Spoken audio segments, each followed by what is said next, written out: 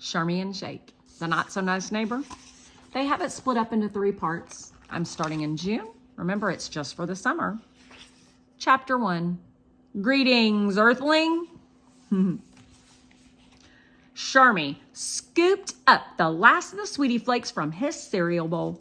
This was the best bite of all. Just milk and sugar sludge. He smacked his lips. Mom, make him stop that. His big sister Bren peeked over her coding book. Shermy slurped again. Extra loud. Bren covered her ears. Mom! Okay, who does that to their sister? Shermy, mind your manners, please. Mom sipped her coffee quietly. And don't forget to take out the trash. Shermy squinted at the chore chart.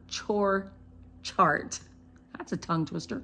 Chore chart, chore chart, chore chart. Say that 3 times fast. Chore chart.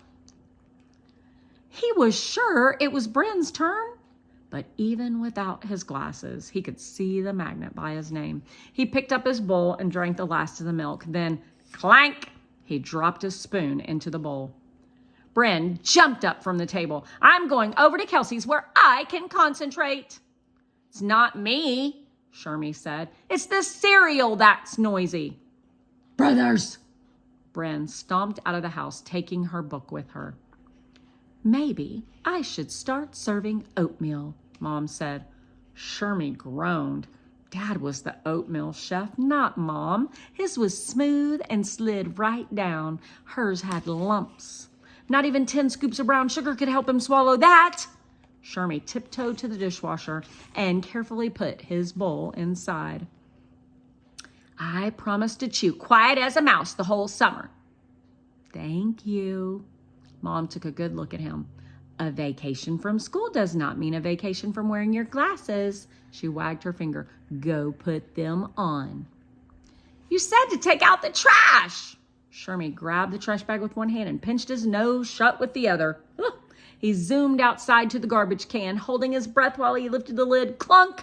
In went the bag. Thunk! Down went the lid. He made it. Not one whiff of garbage air. Shermy did a little dance. This was his lucky day. Greetings, Earthling. Shermy spun around at the sound of the robot voice. What? Who said that? It is I, Earthling. Greetings. Without his glasses, Shermy could only see things that were close by. Where are you? He asked. Here. Rustle, crackle, rustle. The branches of Mrs. Brown's apple tree did a little dance. You're a tree? Shermy asked. In the tree, the voice answered. Shermy looked around for protection. There was only the garbage can lid. He yanked it up, held his breath, and took one step toward the fence. He couldn't see anyone or anything. Who are you? I am Falzar from Jupiter, the voice answered. Are you friendly? Shermy asked. In the books he read, things didn't go well for humans if the aliens weren't friendly. When I'm not hungry, Falzar replied. Shermy held the lid up higher and took a step back. Are you hungry? I have come a long way, and my superpowers are running low, Falzar answered. A toaster tart would taste very good. Toaster tart? Said Shermy. Blueberry, said Falzar. How do you know about those? Shermy asked. I've been studying Earthlings for a long time. This sounded fishy. Shermy had never heard of aliens eating Earth food. Show yourself, he said, or no toaster tart. Rustle, crackle, rustle. Shermy caught a glimpse of something shiny and silver. Thump! Falzar jumped out of the tree. He brushed himself off and wriggled out of his space helmet. You're not from Jupiter! Shermy set down the garbage can lid. You're right, said Falzar. I'm from Walla Walla.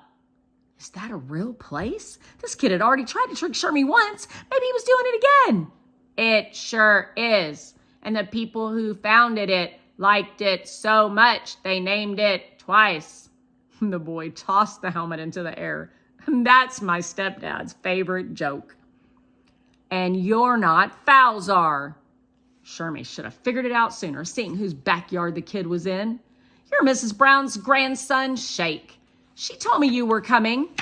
Well, actually, Mrs. Brown hadn't told Shermy. She had told his mom when she came over for coffee. Shermy had been hanging around in case Mrs. Brown brought chocolate chip muffins again. But she hadn't brought anything except the news about Shake.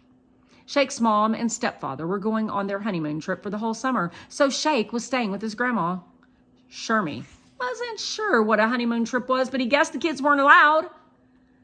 I knew you weren't from Jupiter. Shermy shoved his hands in his pockets. That would have been too much to hope for, even on the first day of summer vacation. But I would still like a toaster tart, said Shake. Do you have any? Maybe. Shermy pointed to Shake's helmet. Can I wear that? I'll think about it, Shake said. After the toaster tart. The boys went inside. Shermy climbed on a chair to get the last box of toaster tarts out of the cupboard. There were only 2 left inside. I may not be from Jupiter, but I do have superpowers. Shake snatched both toaster tarts and shoved them in his mouth without the toasting part. No fair! Shermy's mouth watered. I told you I had superpowers, mumbled Shake. Crumbs sprayed everywhere. See how I made those disappear? Shermy tossed the empty box in the recycling. If he could make things disappear, he knew just where he'd start. With Shake.